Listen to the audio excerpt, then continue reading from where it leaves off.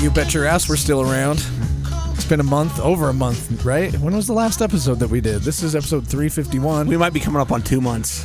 Yeah, it's been a busy... What do we just call these the holidays? I guess. Yeah. But my name's Wade. If you didn't know that, I'm here with Ches. Hello. Hey, man. It's been a minute. Good. And we're here with, I don't know. I don't have a nickname for Kurt today. You got to make your own up, but Kurt's I don't here. have one. Dang, he sounds different. You got that radio voice today, man. He does.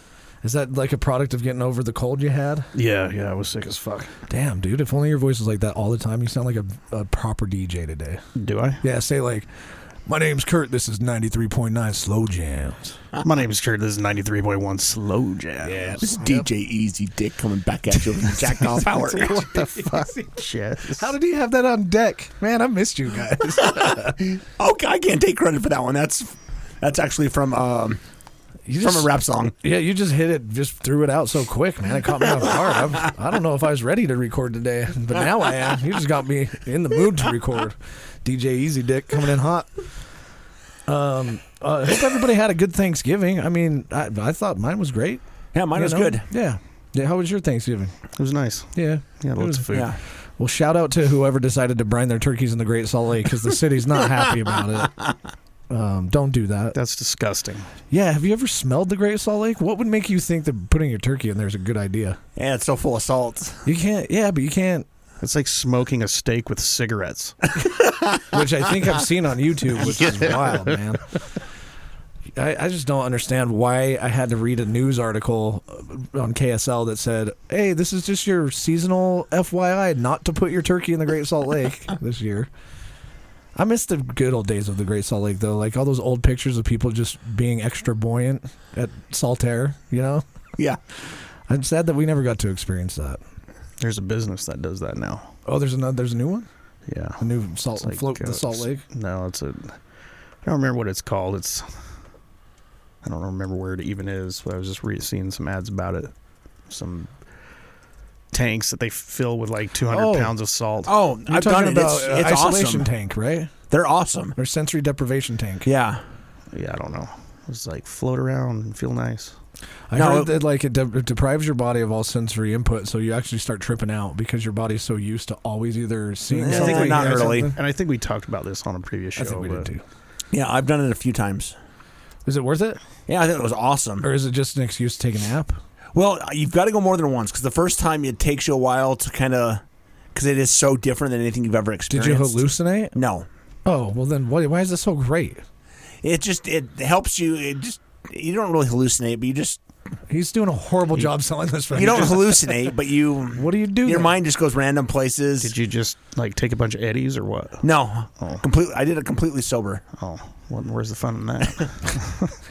Well, I wanted to know what to experience before I went and did it.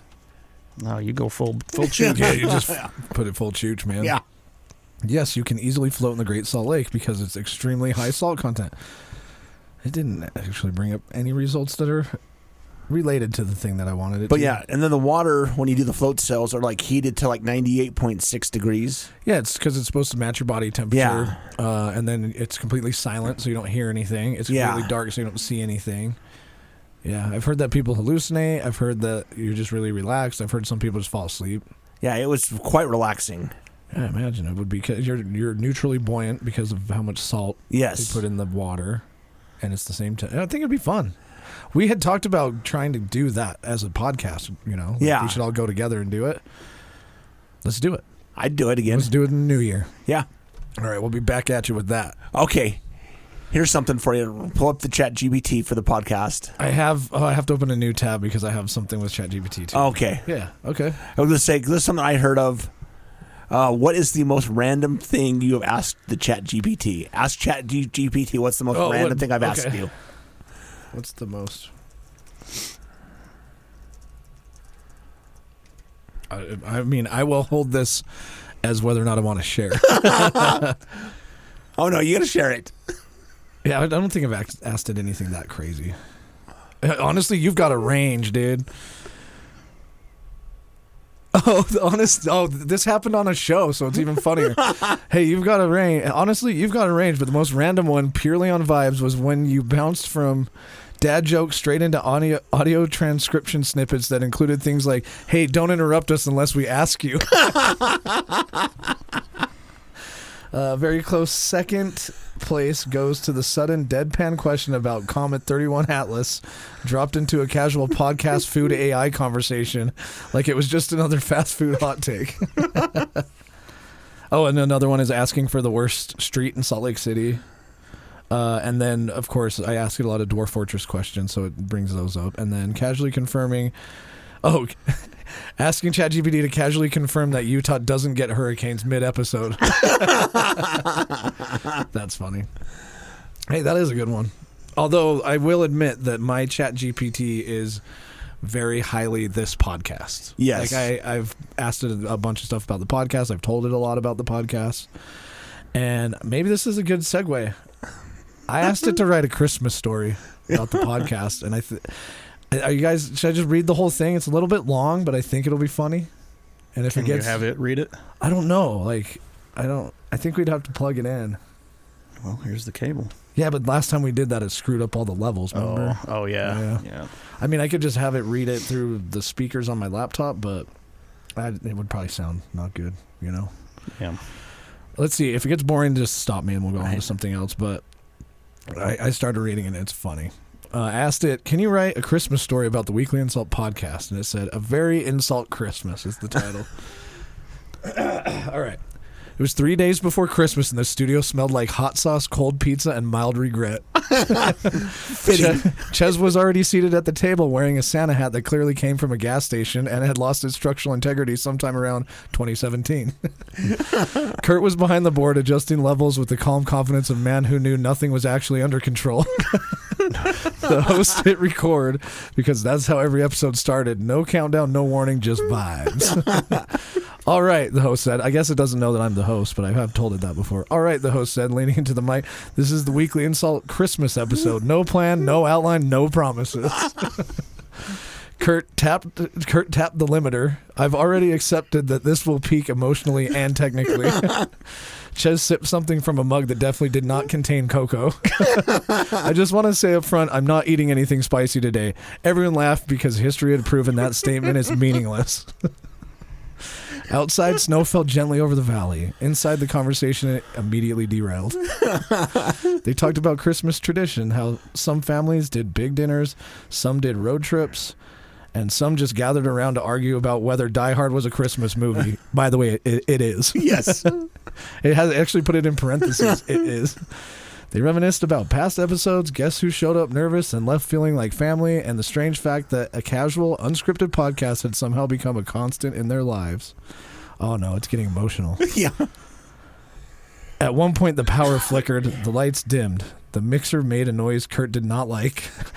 Kurt said that happen?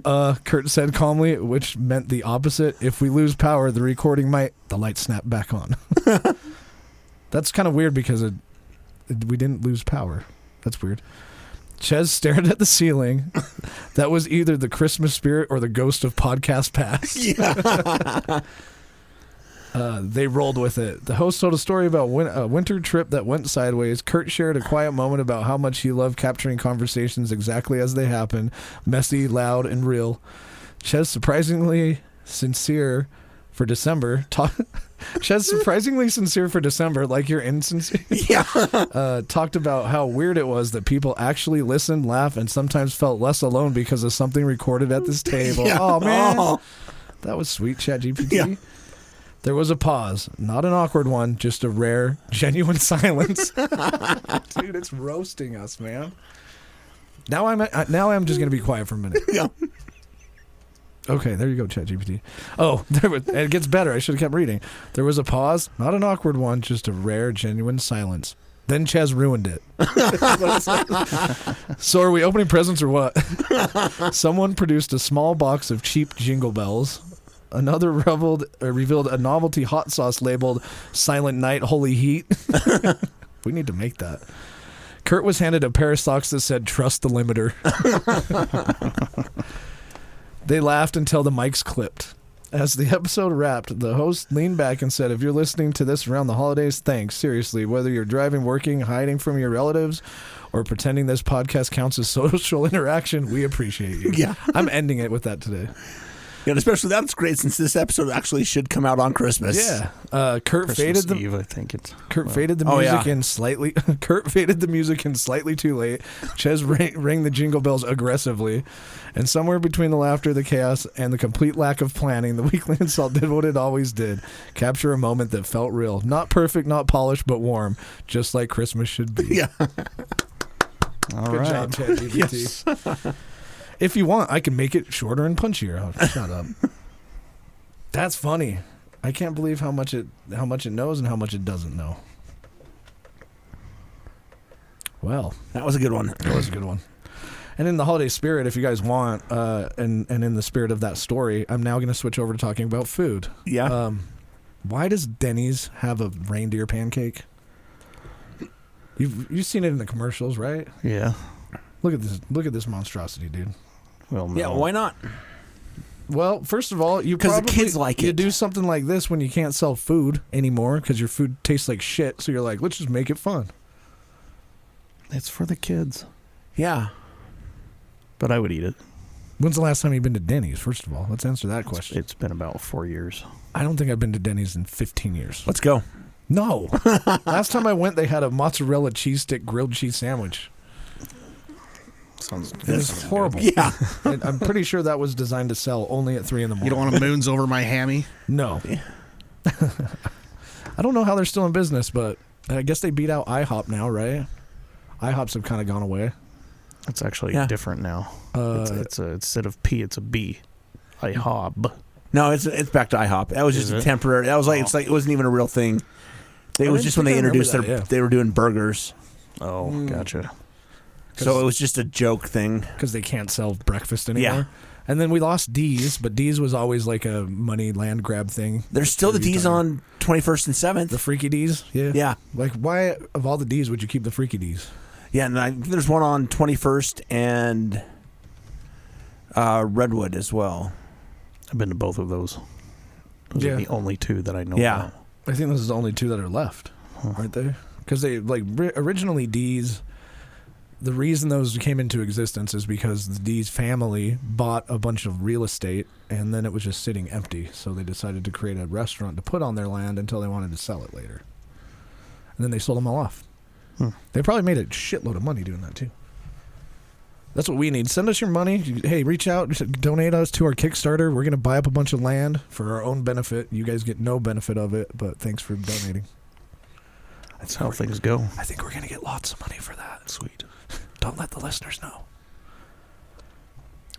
Man, it's been so long since we've sat in this room to do this that I know we've done a lot. Like, you went to Moab. I did go to Moab. It was Later in the season trip. But yeah. We went mid-November. Yeah. How was it? Cold? It wasn't cold, but it was chilly. Yeah. Didn't you say you had some issues with your batteries on your trailer? Yeah, towards the end, just because it was so cold at night, and then we had a lot of overcast, so I wasn't getting a good recharge of my batteries throughout the day. Yeah.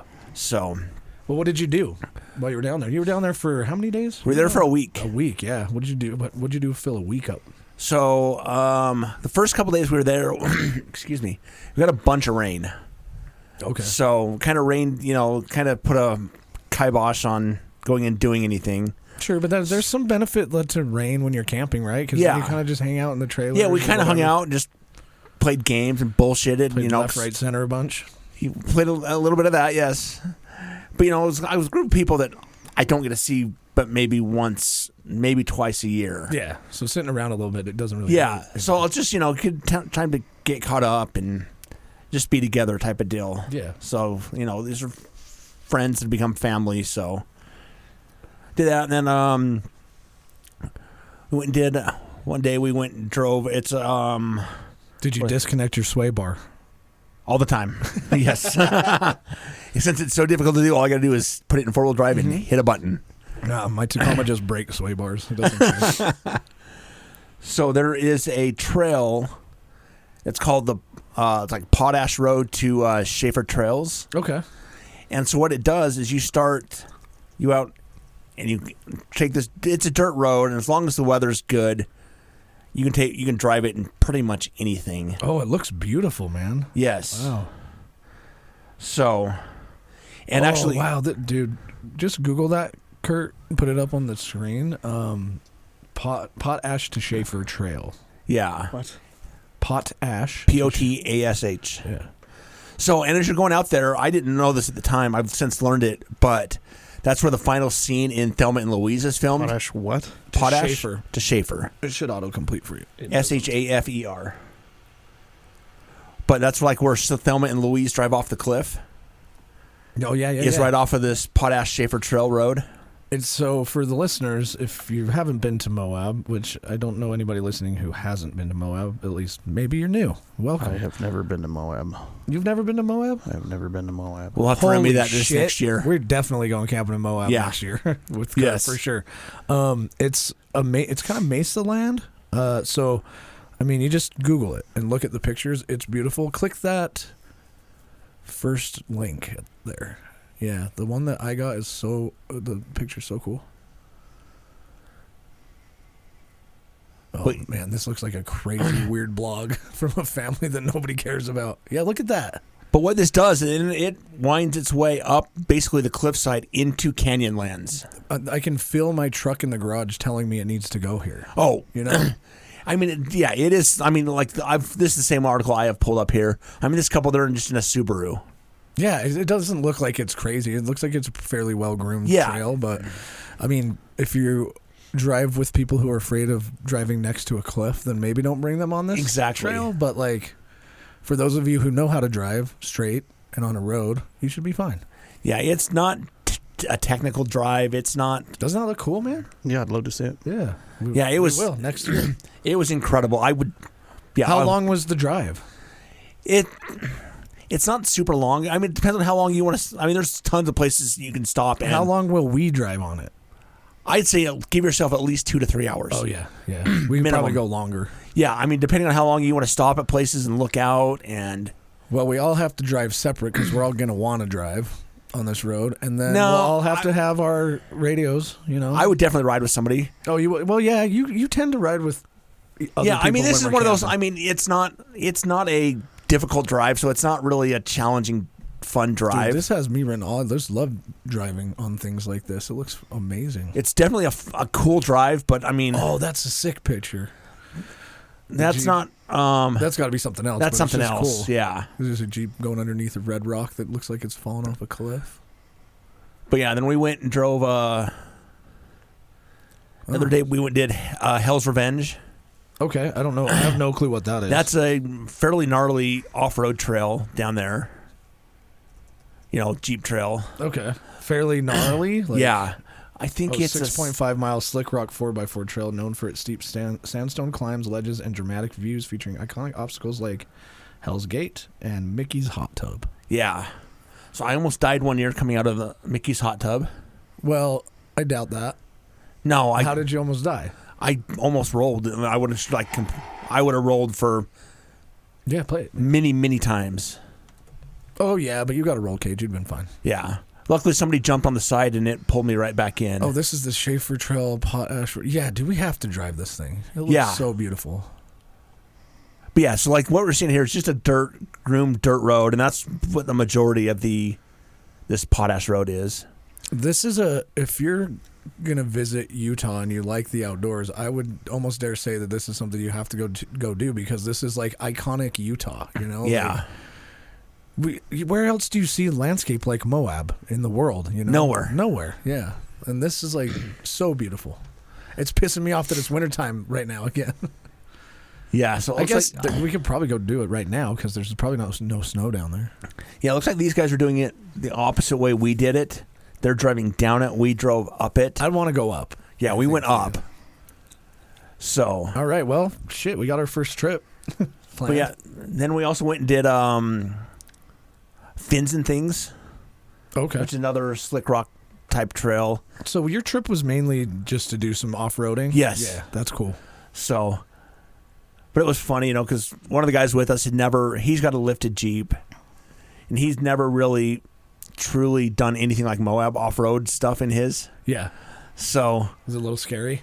So I rode with him when we did Hell's Revenge, so I could kind of guide him. Yeah. And then as we're doing fins and things, there's one where it was super, super steep, this downhill section. And with those Rubicons, they have the downhill descent. So my Like one crawl mode, basically. Yeah. So one guy, he went first, and then I went down it, and I just hit my downhill descent in just first gear, and it just walked down it. Kurt, you can't watch the whole trail before we go. You have to be surprised by a little bit of it. That'll be nice. We get down there with Kurt, and he's like, "It's boring. I already watched it on YouTube." Yeah. It looks beautiful, though. You seriously have never been to Moab? I'm not. Dang, man. Well, we're taking the trailers. We're headed to Moab. Damn right we are, as soon as possible. Like, we should do this in like April. I'm in. So, yeah, the thing is, there you do develop campsites down in Moab. Yeah. Because there's just not a lot of like DNR land out there. Yeah. So, or BLM land, I guess is what the word Well, so it sounds like you had fun, man. Oh, it was incredible time. I really wanted to go with you. Like I've told you that like 4 times now. Like I really wish I could have gone, but I had somebody coming in for Thanksgiving, and yours was the weekend before, so I would have not had a weekend for the weekend before Thanksgiving, then not had a weekend on Thanksgiving, and then I flew to Nashville the weekend after that. So I was just like, dude, I know myself, and I'm gonna be so mad if I don't have time at my house for 3 weeks. But yeah, I was a little disgusted by some of the stuff. Just get premium, dude. No. All right. I have it. It's great. Yeah, so that was the first time I've been to Moab in 20 plus years. Yeah. And there's some stuff that I found a little disgusting. Like what? Like they've put a resort up in front of Lion's Back.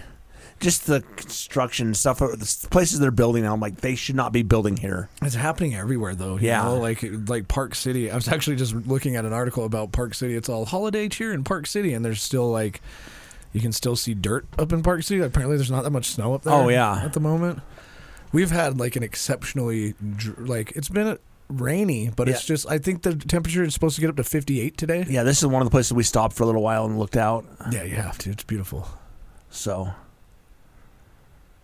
Oh man, yeah. Just Google that trail, Potash and to Schaefer or whatever. And you can find a whole video of it. Yeah, dude, I would just drive forever out there. That's what I do a lot of times when I go to St. George and there's not much to do or to get bored. I just drive on a dirt road somewhere. Yeah, I think I was telling Kurt we should do this one time. I don't think that he's I don't think he's down for it, but. You can get to the Grand Canyon from St. George on nothing but dirt roads, but it'll take you like a day. You'll probably have to sleep out there. And I'm like, dude, how cool would that be? I'd do it. Yeah, dude, we should go down there and do it one time. And it looks amazing. Time. But yeah, right here, there's these there's like flotation cells where this is where they're like mining the potash mineral. Yeah, and these are very popular on like Reddit and. People always on Google Earth, you can see these. They're super vivid blues. Yeah. But yeah, it's the potash. They just like they're retention tanks or whatever. Yeah. So we had so much rain when we got up by these ponds. We actually found a 4Runner and a couple of guys that were stuck in the mud. Oh, let's not bring in the Toyota Jeep thing, dude. It's Christmas season. We don't need to have. No, it was. I bet Marty was like, if it was a Jeep, they probably wouldn't be stuck. No, these guys. The way they took them, a Jeep would have gotten stuck there. Yeah. So we pulled them out really quick. And did you end up buying the winch? No, I told him to, if he still has it in January, I'd probably buy it. Yeah. What kind of winch? I don't remember the name of it. I think if I can look at my history, but a buddy of ours in the group chat. Oh yeah, that's true. A buddy of ours has a winch, but he's tight on money for Christmas, and he was like, "Do you want to buy it?" I was like, "Well, I would love to, but I'm not gonna have money before Christmas to buy your winch." You know, like. Sorry, I'm good. Of course, I got a text right as this happened. Yeah. Depending on what it is. It is I don't know if this tells you anything, but then you can scroll, I think, left or right or something. There's more pictures, but I think the only modification that I've actually wanted to do to my Tacoma is just have one, because like when we went camping in the very last camping trip last fall and we had that rain, which for some reason only rained like right where we were camping, like over the hill, it was all dry, but like it was pretty muddy, and it would be nice just to have something to know. Like, I think the peace of mind to be like, I don't know if I'm gonna make it through that, but I'm gonna try anyway. And if I get stuck, I can just hook up to a tree and pull myself out. No big deal, you know. Yeah. I think it'd be a nice security to have, but then you got to buy a winch mount. So the winch is money, then the mount is money, and if you're gonna do the mount, you might as well just get a different bumper, you know, that's a little more designed for a winch instead of stock. And for my truck, I wouldn't have to get a new bumper. It'd be cool to have one though. I can get a like a brush guard. Yeah. That has a winch mount on it. Yeah. And it bolts onto my front tow hooks. I think that's what it does on the Tacoma. I have to too, replace my tow hooks for it, so I would lose my tow hooks. Oh yeah, you just get them on your the bull bar. Yeah. Yeah, I think that's the only modification that I really want to do, just to have peace of mind, you know. Because I think that we do some pretty crazy off-road stuff, or we have, but it's not dangerous or anything. It's just we get ourselves into situations like we did with Dale when he took his Jeep off-road for the first time, and we ended up at the top of a mountain in rain and mud. It was a little sketchy, but it was fun. Well, I'm glad that we unintentionally planned our first trip of next year. Yes. That'll be cool. So tell us about Nashville. Yeah, it was. So I've never been to Nashville, and of course, when I was telling people I'm going to Nashville, they've got oh, you got to go do this, you got to go do that. I'll save the good story for the end because I think both Kurt and I will have a lot to say about it. But one thing that I thought was funny is when we got there, I didn't realize we were staying by Vanderbilt University. Okay. So we were next to the college. I didn't realize how close we were to the college, but the first night, Kurt and I were like, What do you do in every new city you go to when you don't know where to go? You find like the diviest shithole you can go to, and you go there. And For a bar? We did, yeah. We went to a bar, and we got there, and it was like, oh, this place is cool. It's called the Red Door Saloon. We became regulars in 3 days, basically. Yeah. They were like, oh, we thought you guys lived here. You got to come back. And I was like, well, I don't know if I'll ever be back, but it was really interesting because we got there probably at like fairly early in the evening, and then about 9 o'clock we were like, well, we're bored, let's go back there just to see what's going on. And it was so packed, dude. Like, just it was busy. College kids, man. And that was probably one of the times I'm like, man, I'm too old for this shit. Like, it was fun when I was their age, and it was like, let's go out and rage tonight, you know. And I think we were both sitting there like, we got to get the hell out of here, dude. Like, there's standing room only, everybody's drunk. They're all college kids, so they're full of piss and vinegar. You know? Damn, that made me sound old. Yeah. But I thought that was a really cool place. One other thing that I thought was hilarious is they have vape vending machines just on the street. What? Yeah, you can just go up to a machine and get your vape. I don't know how they check your ID. I should have bought one just so I could know how they work, but I thought that was pretty interesting. But I think the highlight of the trip for me, and Kurt, interject if you want to, but I think going to Broadway in Nashville, which is the main downtown area where like you've got Kid Rock's bar and Post Malone's bar. There's a bar every 10 feet. Yeah, like literally it's bars and gift shops. It's like the entire building is 3 bars, and they're all interconnected on the inside. Yeah, that was really weird too. Like, we walked into one bar, and then we walked through the building and ended up half a block down out of another bar. It's like, what? How? Yeah. Like, this is just giant. And on Broadway, the one thing that I think explains it really well is they're like, oh, you think of a bar in Salt Lake of, like just one floor. No, every bar on Broadway is like 4 floors, and each floor has a band playing, and they'll play if there's nobody there. Like, we walked into one place, there was like 2 old people drinking a beer, but this band was playing like they're playing to 100 people, you know? And it's Music City, USA, so of course, but it's like as soon as they open 10 a.m., there's a band. Yep. There's music just everywhere. There's hundreds of bands playing. Yeah, now, was the purpose of your Nashville trip just to check it out, or do you have... I went there for work. Okay. Like, we had a work summit thing there, but it was just a good excuse to take a little time to check it out. Yeah. You know? And we got to fly Kurt there for free just because I had the companion certificate, but I don't know if we need to rehash our flying experience, but maybe we can do that later. But I think the main thing that like came out of left field is we were talking about going to a museum. And I think at first both you and I were like, I don't know, and it's like maybe we should go just because like we won't be here. And it was the Country Music Hall of Fame Museum, I think is what they call it, right? Yeah, it was right there next to Broadway, so we walked there. Yeah, and we're standing in line, and I think I remember you being like $31 for a museum, dude. Really? And I was thinking the same thing, but it's like we've got nothing else to do. But then, like in perfect like Trip Fate fashion, this guy is like, "Hey, this Studio B tour, RCA Studio B tour is starting in like 5 minutes. If you're in line right now, you should just buy a ticket for it, and then head over there, and we'll leave like immediately." We didn't know we were leaving though. He's like, "We'll go on the tour immediately." And so we're looking at Kurt, and he's like, "Fuck it, dude. Like, we're here now. Let's just do it." And I'm like, "You're right. Let's just do it." So it was like $56. Yeah. And so what this was is they took you to RCA Studio B, which is where like Elvis recorded all of his shit. Dolly Parton, Patsy Cline. Yeah, so many iconic people. And I'll show you a picture. But they let you. They tell you the story about how there was a sweet spot in the studio where everybody would stand and record their vocals because that's where the acoustics were the best. So there's a picture of Kurt, but you get to take a picture standing right where they all stood. Oh, right? Cool. And then you get to take a picture next to the piano that Elvis played all of his hits on. You know, It's the same recorded Heartbreak Hotel on. Yeah, you've seen the picture. You were there, yeah, obviously. But like hearing the music, like hearing the stories, and the way the production of the tour went was like super cool because it gave you like they would play the recorded versions of things that were recorded in that studio while you were there, which made it like extra cool.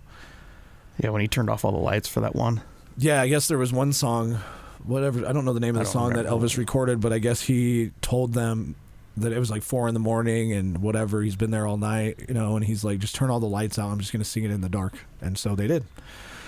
They recorded it in the dark or whatever, and it was all in one take or something. Yeah. Which was really cool to get the history, but it's really weird feeling to stand in like a spot where like it still exists where like those people have stood. Yeah. It's not somewhere else. You're not like in a recreation, like some studio where they're like, "This is what it used to be like." No, you're in the spot.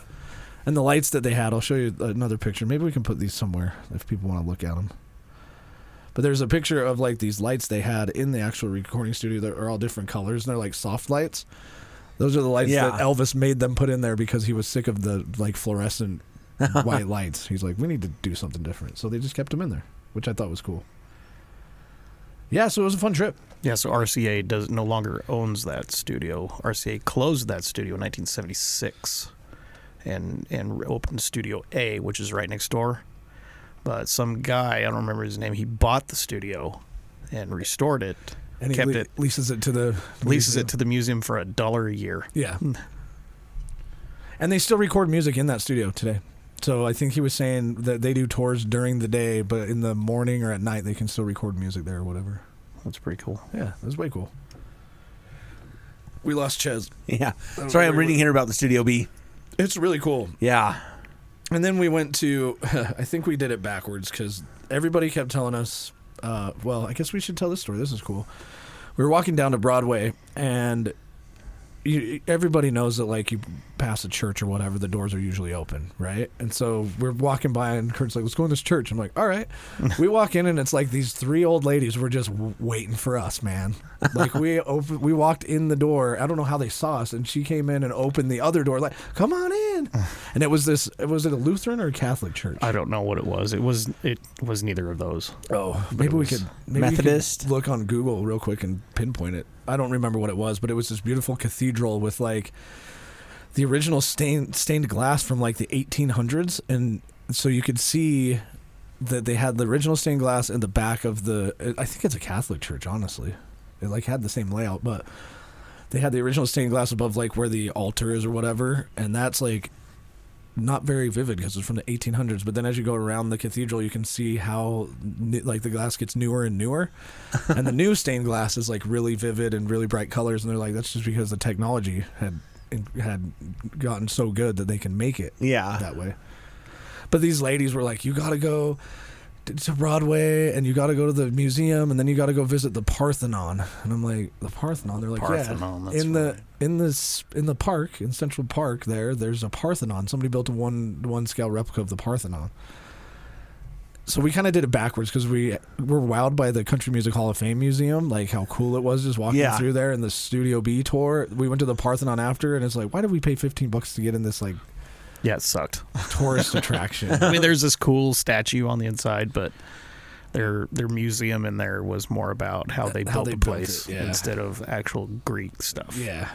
It was cool, but it definitely like go do that first because you'll think that's cool, and then go to the Country Music Hall of Fame Museum. And it's also kind of weird that that's just in a park. I think that the park services just wanted some attraction to be in the middle of their park, and so they decided they were going to build a Parthenon. But yeah, I mean, I think that I would go back to Nashville. I don't have any reason to go back, but I think I'd go back there with like one of my friends. I think, well, everybody knows Jimmy. Jimmy's been on the show before. He was on the episode with Kurt's dad, who talked about a lot of guitar stuff. He's a luthier. Go listen to that. Do you know what episode number that is off the top of your head? My dad's? Yeah. I can look it up. Yeah, well, maybe we'll throw that in, but you can just scroll back and look for that. But he knows so much about music and guitars. I was like, dude, I would take you back out to Nashville just to see the look on his face with like the Hall of Fame. You know, like they've got Taylor Swift's guitars from the Eras tour. They've got her dress from the 298. Yeah, they got her dress from the Eras tour there. I guess Taylor Swift spent a lot of money at that museum too to build like this whole Taylor Swift educational wing where kids can go and like learn about music and stuff, which is super cool. But oh yeah, the other thing, how did we not mention this? They have Elvis's gold-plated Cadillac in the museum. Oh, really? Which it's a modified Cadillac that he made longer and then put porthole windows in the back instead of regular windows, because I'm sure there's some level of probably... Now, don't let that mislead you. The entire car is not gold-plated. No, it's not. It's not. Just like the handles and the mirrors and the TV. Yeah. And then he put 8 of his gold records on the ceiling of the Cadillac. And you don't really know that those are there unless, I think the guy on the tour told us, like, look at the top of the ceiling when you look at Elvis's car. So can you just imagine that? Like, man, I got a bunch of gold records. I'm just going to put them on the top of my roof of my Cadillac. Man, that's sick. But it was cool. Definitely don't go to Broadway at night, though. We went there at noon, and it was a really interesting experience. But at noon... Not many people are down there, but all the bars are still playing music anyway. You know, they don't care. We went to Jelly Roll's bar. We went to Post Malone's bar. We went to Kid Rock's bar. We went to Jason Aldean's bar. We went to Margaritaville because we wanted to feel old. Yeah. Honestly, which was kind of closed. The Margaritaville building that we were in, though, is like the best place we went. We had the best time there. Oh, yeah? I was like, Kurt, does this mean we're actually old now? Like, we're just in Margaritaville having the best time? But what's interesting is... There's security at every bar all day long, and you can't drink on the street, so there's security's there just to stop you from taking alcohol outside the bar. But then it hits 5, 6, 7, and at 8 o'clock, excuse me, the city changes into a fucking party, man. Like, it was so packed, you're like walking shoulder to shoulder with people. There's probably like 30 cops just lining the street. There's people that are on these like party buses that they're just hammered on. Like some guys walking, we were driving by and he's like, somebody famous is on this bus, I'm wasted. And then everybody just screams, you know. And the one thing that luckily we only ran into one bachelorette party, but they're like, be careful. If you go to Broadway at night, you watch out for the bachelorette parties. Yeah. They are insane.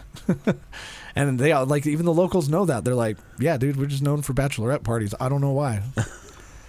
We only saw one, I think, or one or two, but... They were on their way to Broadway, and I remember looking at Kurt, I was like, oh, man, they seem like they're so excited to go have fun, but I can't imagine what their world's going to be like at 3 a.m. Yeah. And then we were also estimating how much puke had gone down the storm drain on Broadway. We decided it's a lot. Yeah, so I'd be interested to compare it to New Orleans. Yeah, somebody was telling me I should go there. I've never been to New Orleans, but I think it would be cool. There was a restaurant that we saw, Ches, that you might like in Nashville. Yeah? Yeah, it's called Susie Wong's Dragon Brunch. You ever heard of that? I forgot about this. Oh, yeah, check that out. Oh, okay. Yeah, we'll let him look it up, and then Ches can tell us what he sees. Yeah. I think that'll be funnier. That was one. Oh, and then, of course, we had to get hot chicken, Nashville hot chicken, which we were going to get Prince's, which we've heard is the original hot chicken, and the ladies at the church told us to get Prince's. We tried to, but it was... so busy, man. It was so busy, yeah. And then we ended up getting Hattie B's, which is the second, they say the second best place, but I thought it was great, man. I thought it was good. Yeah. Yeah, this is Drag a place. N brunch. We thought it was a Chinese brunch restaurant. It's Yeah, I thought it was a Chinese buffet. Yeah, like, dude, let's hit this Chinese place for lunch. And like, oh no, it's drag in brunch. Yeah. Yeah, It's not dragon. Yeah, it's not dragon, it's drag. Kind of still wanted to go there just because, like, there's no way a place like that it's a exists, pretty hot man. happening place. It looks I hear. like it. But the food, I don't know about that. That's some weird stuff. Yeah, I'm looking at it right now. Avocado toast, chicken and waffles. How much is avocado toast? I think it's included in the price. Oh, so it's like medieval times, but for drag queens. Yeah. It's, Yeah. So they do a show, and the food's included with the show. Okay, that makes sense. Oh wow. I don't. Yeah. Just Google this and look. You guys will. I think it would be a good, entertaining brunch. Oh, yeah. Yeah, you have to make a reservation. Avocado toast. Oh yeah, their food doesn't look too bad. They sell out on their reservations. Can you imagine? Oh, dude. You know what we have to do is we have to fly back here for somebody's birthday and be like, hey, Go look at the woman We're going to and see brunch. which one you'd be interested in. Are they on there? Yeah. Oh, our queens. Oh, none. No, I'm just kidding. Some of them are a little like eccentric drag. You know what I mean? The aquamarine's a handful. Yeah. Oh yeah. And you know that she's like the main attraction. Probably. Yeah. Yeah, that was. I'm glad you brought that up. I totally forgot about that. All right, should we take a break? Yeah, let's take a quick break. All right, we'll take a break. We'll be right back.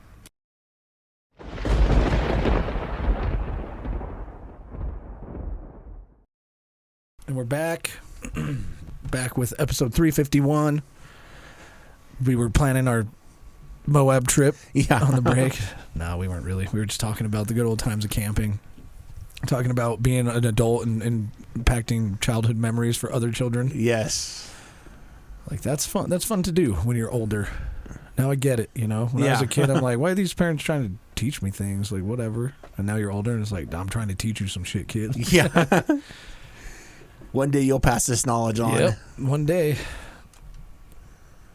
Yeah, I kind of miss the warm weather, even though it's been, like we said, a absurdly warm wintertime.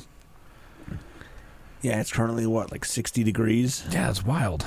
I don't think there's a crazy storm coming either. Maybe. It's supposed to rain next week or this week. But Yeah, no more. I guess we really will be dreaming of a white Christmas from now on, huh? Yeah. I don't remember the last time it snowed on Christmas. I do. Was it? Did it snow last year? No. Kurt's It like, did, but I not do. on Christmas. When I was 11, it snowed on Christmas. Times are changing, man.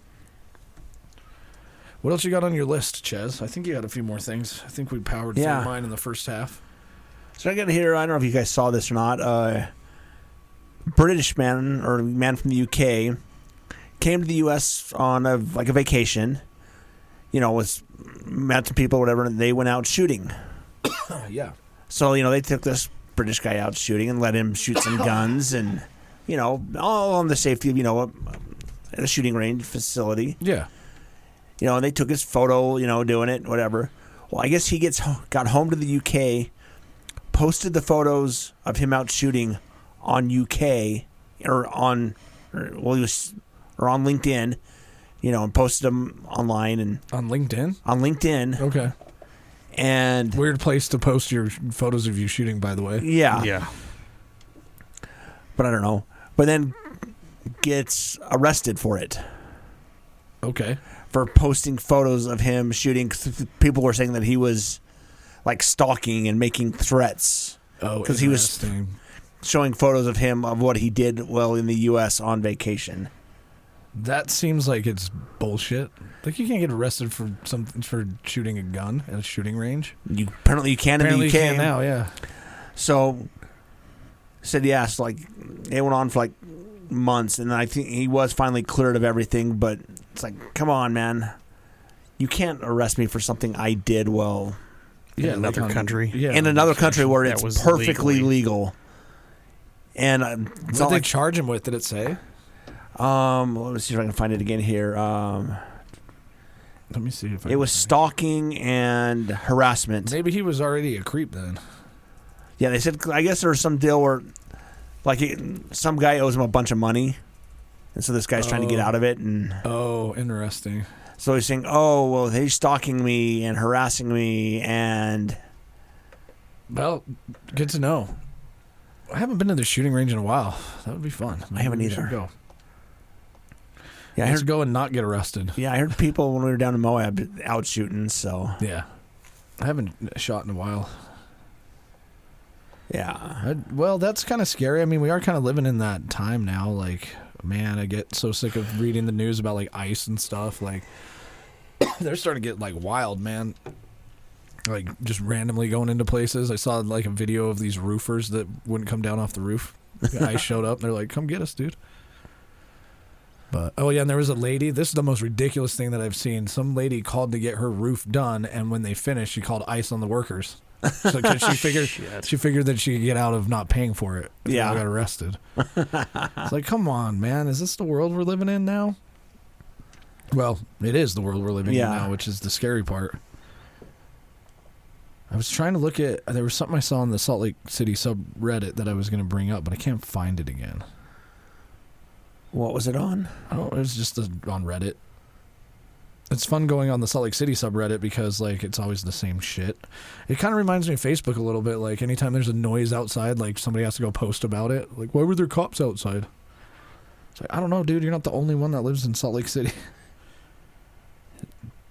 Somebody hear that dog bark? Yeah, somebody hear, what's that noise? And, like, it always makes me laugh when the, like, Air Force is bringing, like, a bunch of jets back into Hill Air Force Base because you can hear them. They're, like, way louder than a normal jet, you know, like a normal airliner. Oh, yeah. But without fail, dude, on, like, Paulberry or Nextdoor or whatever, somebody's posting on there, like, what's the loud noises outside? It's like, those are jets, military jets going to Hill Air Force Base. You're not going to die. Yeah, I mean, those things are impressive. I mean, I work across the street from the airport. The runway that they're loud. the National Guard uses. Yeah, and they're not even taking off at full chooch. Sometimes they are. Sometimes they are. I mean, you can tell when they're... I bet it's even louder with full afterburner. Oh, yeah. When they're doing a high-power takeoff, I mean, it shakes the building. Yeah. Like, we went out, we're watching them one day. We were just standing outside our front door. One of the guys I work with, his Apple Watch went off with a loud noise environment warning, saying, hey, careful, you're in a loud environment. Too much of this will hurt your ears. One thing we do need to do next year, speaking of things, and if you're listening, you haven't done this, go watch the air show at Hill Air Force Base. It's sweet. It's super fun. I bet. Usually the Blue Angels are there, and that's interesting to see. But yeah, like every time I go see like a air show, I forget just how loud everything is. When is the air show? That's what I was just getting ready to look up. Through 33 weeks, 5 days, 15 hours, 4 minutes, and 33 seconds from right now. 33 weeks? Yeah. It doesn't actually have a date. It just has a countdown timer. So that's... Let's see. It's going to be like October. It usually is, I think, more towards the fall. Let's see if we can be... Should we sponsor the air show? That'd be sick. Weekly InSalt sponsoring the air show. We need a lot more money, guys. Event details. Let's see. Warriors over the Wasatch. Oh, June 27th and 28th. And then they let you walk inside of an AC-130, and then you realize how big those airplanes are, man. They can fit like tanks in that thing. Mm-hmm. It's crazy. Oh, next year's will probably be fucking insane. Why? 250-year anniversary. Oh, it is. Yeah, 250-year anniversary. We got to go to this. Yes. Yeah. All right. I'm going to put it in my calendar. Yeah, send me an invite for it. Okay. I'll do that right after the show. It's super cool. I wonder how much they want for it now. Tickets. I don't care. I don't care either. I'll probably go, but I just am curious how much it's... VIP tickets coming soon. Oh, they don't have tickets for sale yet. But last time I went, it was super cool. Like, it's not just... You go there and you watch, like, planes fly by. Like, they have a whole show that they put on, and then you can walk through a lot of the military aircraft. It's just super cool to see. Yeah, and it'll be the Thunderbirds, not the Blue Angels. You're right. So I think the Blue Angels, aren't they Navy?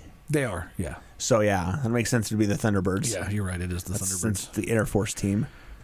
we've talked about them on the show a few times, but if you are bored or curious, go look up the radio calls for the Thunderbirds. It's really interesting. Oh, and their cadence and Yeah, because, I mean, we were talking on the break, too, about playing music and, like, play the drums and talking about different rhythms. We're going to play a song at the end of the show, too, that is funny because rhythm and count and everything. But that's how the Thunderbirds do their call-outs and how their shows are, how they can fly so tightly together is that they have a cadence. They're basically counting. And now, I mean, and still now, I'm sure so much of it is... Oh, I'm sure they practice it so Well, much. practice and... Because the government doesn't like it when you crash their multi-million-dollar Yes, jets. very, very true. But then also computer controlled, autopilot controlled stuff. Oh, I'm sure that they have a lot of assists. Yeah. It's super cool, though. I remember seeing the Thunderbirds and just being like, man, what a fun job. Like, when are these VIP tickets going on sale? I wonder what we get for VIP, and I wonder if they'll let us film there. Ideas in the making. Although not really for us, because everything that we do, we want to film or record somehow.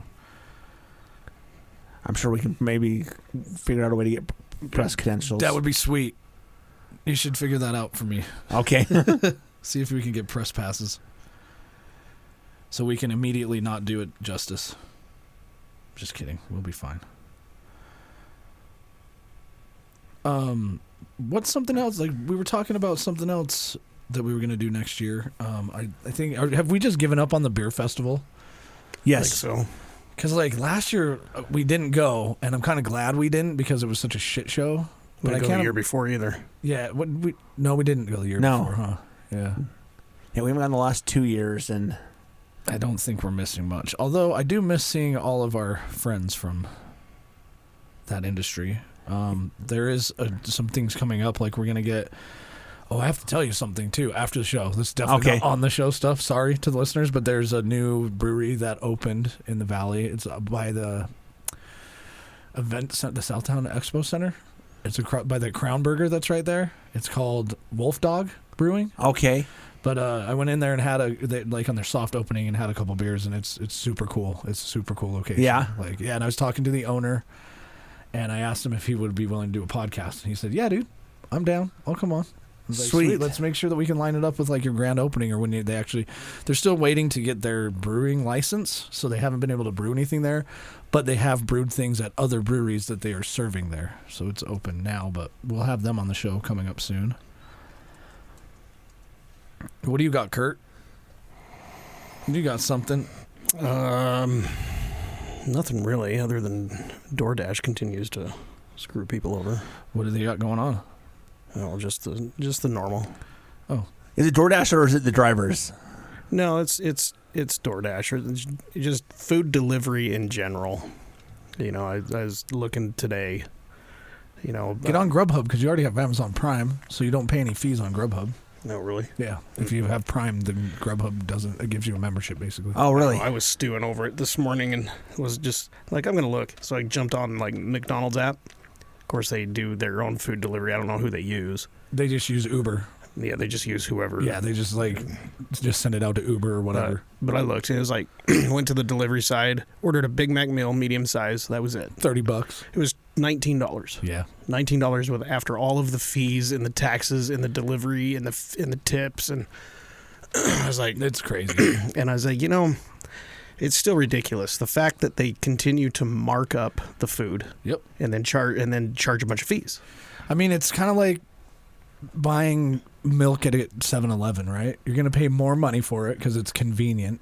So, you're going to pay money for the convenience of not leaving your house. Yeah, but it's not that hard to just go to McDonald's, you know? Yeah, but in this case, it's McDonald's.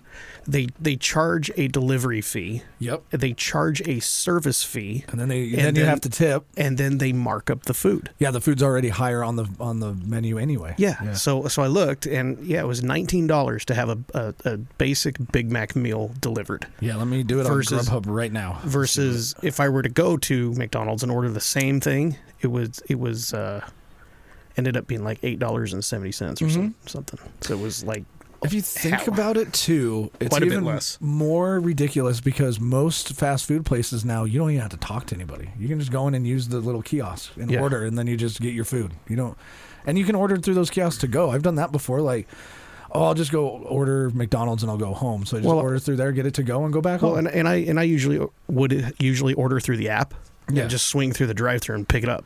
Or yeah, I've never done that. Is that pretty convenient? Yeah. Cool. Yeah. I'm gonna try that. You just give them a code and they say pull out the window and then you get your shit and you leave. It just had a ad on here for me. Oh, here it is. Okay, let's see how much Grubhub wants. Be careful with Grubhub, though. So when I just said Prime members get a membership, apparently that's only for participating locations. So I have gone on Grubhub to order something and realized that I was being charged like a $5 delivery fee. And I was like, never mind. So let's see how much the Big Mac meal, just on the app alone, before I even put it in the cart, it costs $10.69 For a Big Mac meal? for a Big Mac meal. Yep. Yeah. That's because it's marked up. Yep. And then let's see if I select it. If I do a large And if you with fries, and if you spend $20 or more, it's at McDonald's, $11.69. then it's 0 delivery fees. But you're still going to pay the service fee and you still got a tip. So $11.69, $2 delivery fee, $1.75 service fee. There's never a time where I have ever seen It'll food be delivery a good here deal. in 22 to 37 minutes, which usually isn't the case. And the whole thing is $19.70. Yep. Yeah.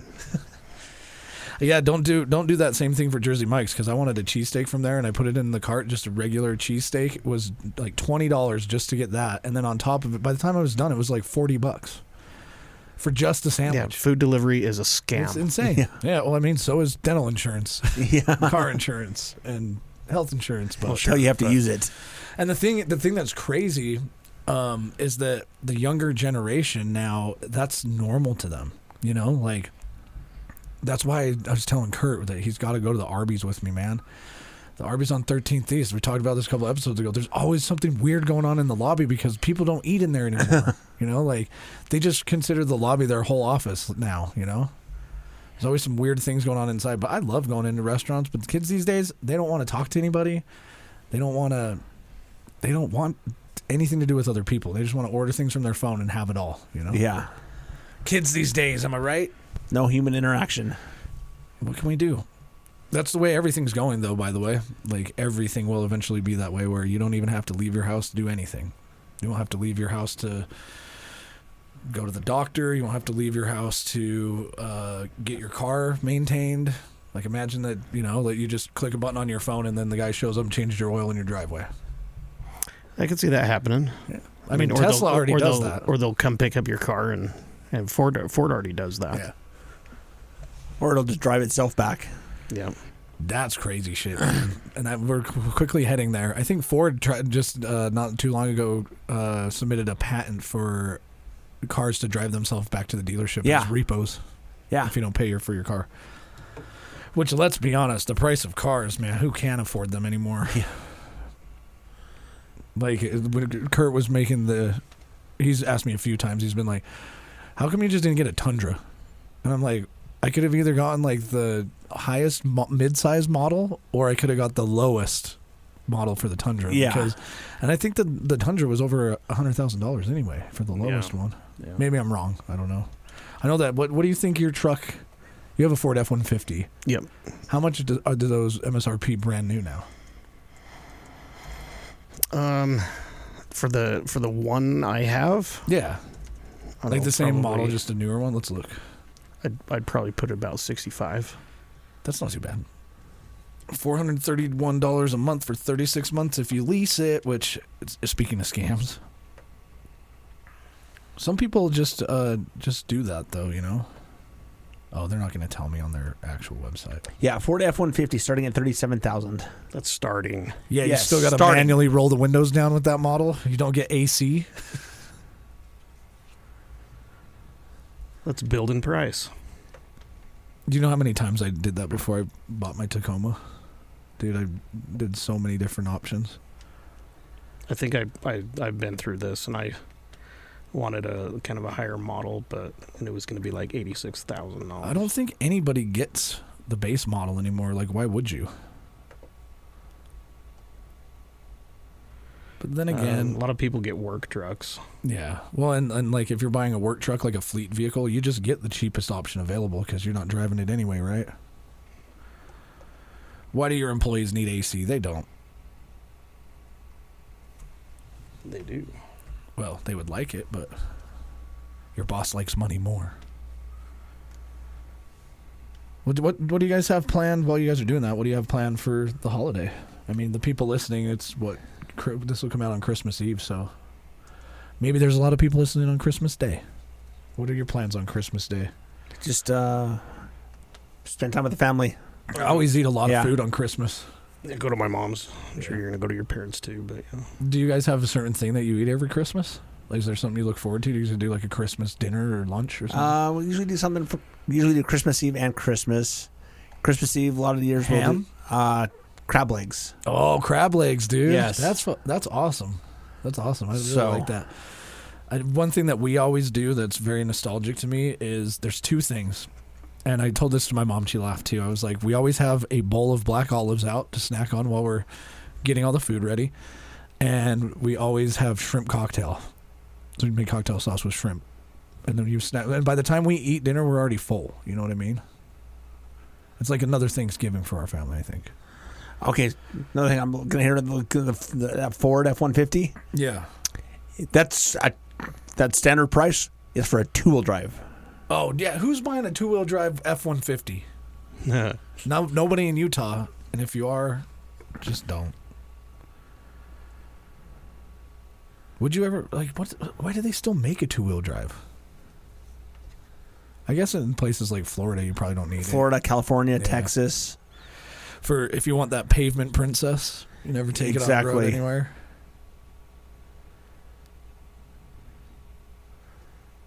So, Utah residents hoping for a snowy Christmas are likely to be disappointed.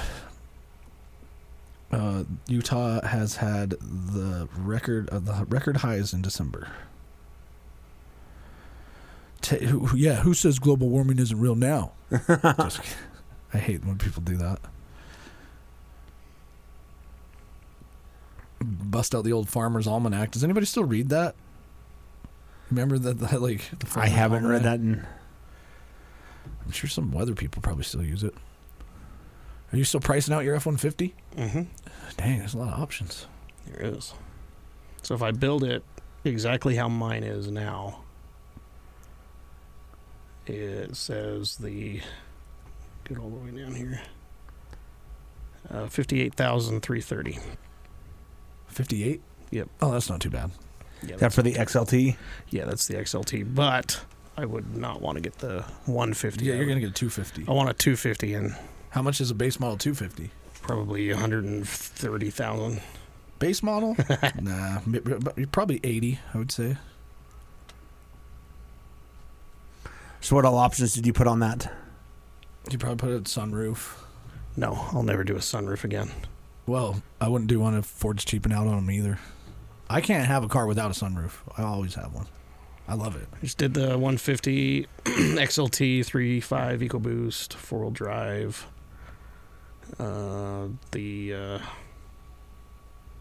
FX4 off-road package. We were talking about playing a joke on you this summer, Chaz, but we weren't sure how mad it would make you. We were going to have Kurt show up without the doors on his truck. I was telling Dale one of these episodes too that you need to show up with like your top and your doors off, and then when Chaz shows up, just because so we can hear him be like, "Man, I hate when people take their doors off." No, I don't mind doors off. What did you? What is? Well, keep the top on but take the doors off. Yeah. If you get top and doors off, I'm like, pff, yeah. What? That's fucking right on, dude. If you have the doors off and the top off, you don't like? No, if like top on, doors off. Doors off. Yeah. Because why would you go to the work of removing your doors, but then you keep the top on? Yeah, or the worst is even just front doors off on the four doors. You should drive around with just the passenger door off. Just for no reason. Just one door off. Yeah, just one door off. Like make it the back passenger side door. Yeah. It's like the furthest one away from you. I would take my doors off, but I'd probably get some check engine light or something. Yeah. You take your doors off and that plastic piece in your sunroof breaks again. You've been having a struggle with your sunroof, and that's sad that Ford has ruined sunroofs for you. Yeah. My 98 4Runner, dude, I've never maintained that sunroof ever, and it's worked since 98, man. It's probably because of the manual. You gotta crank it. Yeah. Yeah, it's actually a lever on the front of the car, so you have to get out and crank it over the sunroof. Yeah. Somebody should do that to a car manufacturer that's obviously listening to this podcast, since we are the go-to place for all things cars in Salt Lake. You should make an old crank start car. Like, make it an option that you can crank start your car. Wow. That'd be cool. Do you know how many people wouldn't be able to? You don't get remote start, you get crank start. Yeah. Hey, man, crank start this thing. Yeah. All I mean, how many people nowadays can't even drive a standard transmission? You know what's crazy? When I bought my truck, they charged more to get a standard transmission. It was like an extra like $2,000. Yeah. Something. I'm like, since when does that make sense? Exactly. But I think it's because most of the like assembly lines now just aren't built for manual transmission, so they have to do a separate thing for it. You know, everybody wants automatic. I'm glad I got the automatic. I also found out randomly that the truck has sport mode, so apparently I don't need to get a tune. Oh yeah. Yeah, I thought that the manual shift mode, you had to still manually shift, but that's actually just like a sport mode. Oh, okay. And I'm like, oh, this makes the transmission way better. Now it's not just trying to find the highest gas mileage it possibly can. So I'm excited to go off-road because I just found that, not too long ago. I'm like, man, next time I'm off-road, I'm going to use that sport mode, dude. Sure, turn off traction control, do some donuts. Yeah. Cover your ears, Mom. And I've got a great device for us for when we go off-roading. What? So I bought a four-tire inflation system. Oh, yeah, you were talking about that. Yeah, so it'll inflate all 4 tires. Did you get it installed yet? Don't need to install it. Oh. It's portable. Oh, yeah, it's the portable one. We had talked about doing onboard tires. There are onboard, but they're so expensive. The option I went is it's the entire system that I bought is cheaper than just like the actual ARB compressor system. Yeah, that's cool. I really like that. So I can inflate all 4 tires in under 5 minutes from like. That'll come in handy PSI. For those muddy trips, like just deflate your tires and then inflate them up when you leave. Yeah, so from here on out, when we go camping, as soon as we hit the dirt roads, I'm dropping my PSI to like 15. Yeah, might as well. Yeah. It's a smoother ride anyway. Oh, yeah, and then once we get back to the pavement, 5 minutes later, I got the tires backed up to 40, and I'm down the road. That's nice. So. Well, hell yeah. I'm excited for whatever next year brings. I think this will probably be our last episode for the year. I imagine. Probably safe to assume. We're out. Yes. We're going to be gone next week anyway. But enjoy your holidays. Happy Thanksgiving, since we didn't get to you before Thanksgiving. Yeah, happy late Thanksgiving. Happy late Thanksgiving. Enjoy the Merry holidays. Christmas. Merry Happy Christmas. New Year. I'm going to read it, dude. Are you ready? I'm ready. All right. I think ChatGPT put it the best when it said, I can't find it now. Damn it. That was such a good segue. Ruined it all. Oh, yeah. If you're listening to this around the holidays, thanks. Seriously. Whether you're driving, working, hiding from your relatives, or pretending this podcast counts as a social interaction, we appreciate you.